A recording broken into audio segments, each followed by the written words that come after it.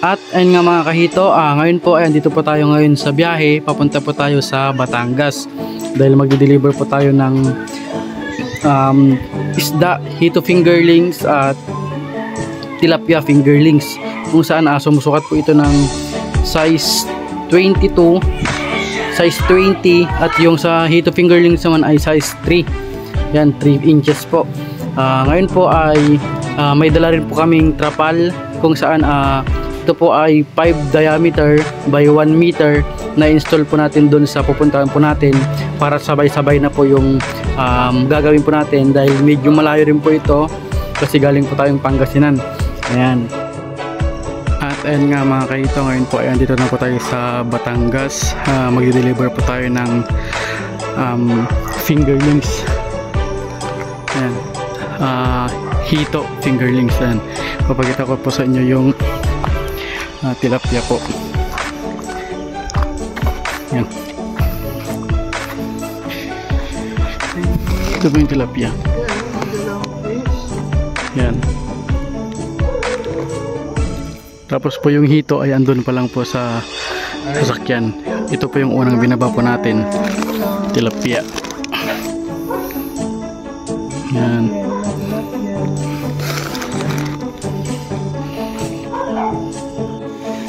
At ayun nga mga kahito, ngayon po ay nilagay na po natin sila dun sa kanilang circular trapal. Ayan, 5 diameter by 1 meter. Yan, kailangan po natin ibabad muna yung mga isda dito sa trapal para hindi po sila mabiglas sa bagong tubig.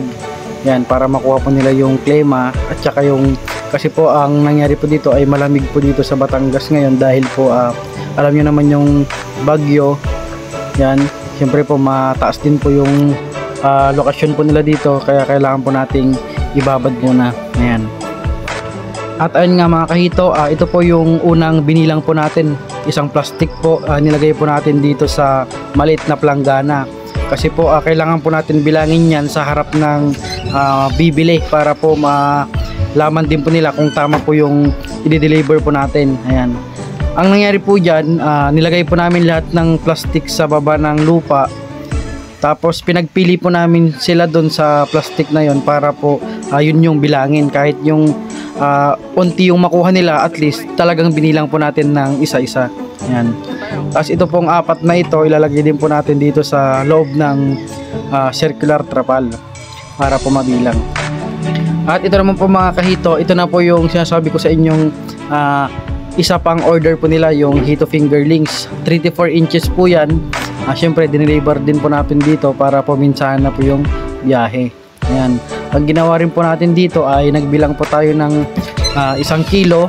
Kung magkano yung, kung ilang piraso yung mabibilang natin sa 1 kilo, doon po tayo magbabase. At ayun nga mga kahito, ito po yung ginawa po namin kinabukasan pagkatapos po ng deliver ng gabi. Ayan, kung napapansin yung mga kasama natin, 5 diameter by 1 meter po yung lawak po niyan. Ayan, kung napapansin nyo, meron po yung pang dissolve oxygen, meron po siyang flowing water. Yan. Hindi ko po pa ipapakita sa inyo yung tilapia po kasi may liit po sila.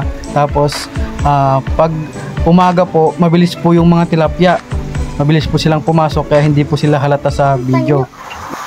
Ayan, kaya sa mga gusto pong magpagawa ng ganito po, kung sakaling gusto nyo man magpaturo na kayo yung gagawa, pwede po kayong mag-message sa Facebook ko, yung Proy Luna. Ang profile ko po doon yung naka-black po ako na long sleeve. Ayan. Pero kung alam nyo naman na sa panonood ng video ay kaya nyo naman gayahin, pwede nyo pong gayahin ito mga kahito. Ayan. Ito po ay share lang po namin sa inyo kung sakaling gusto nyo pong mag-umpisa. Ayan. Maliban po dito mga kahito sa dating nagawa na po, meron po kaming in-install dito na yan, 5 diameter by 1 meter. Tapos sa taas naman 3 diameter by 1 meter. Ayan. Ito po yung laman po nito mga kahito ay hito fingerlings. Diyan po namin nilagay yung hito kagabi, dahil ito po yung mas mababa yung tubig, at kailangan po ng hito ay medyo mas mababa muna bago yung mas madami. So ayun lang mga hito, salamat po sa panood ng video na ito. Kung bago pa lang sa aming channel, don't forget to click subscribe button, notification bell para lang updated sa sunod pa naming videos. Thank you.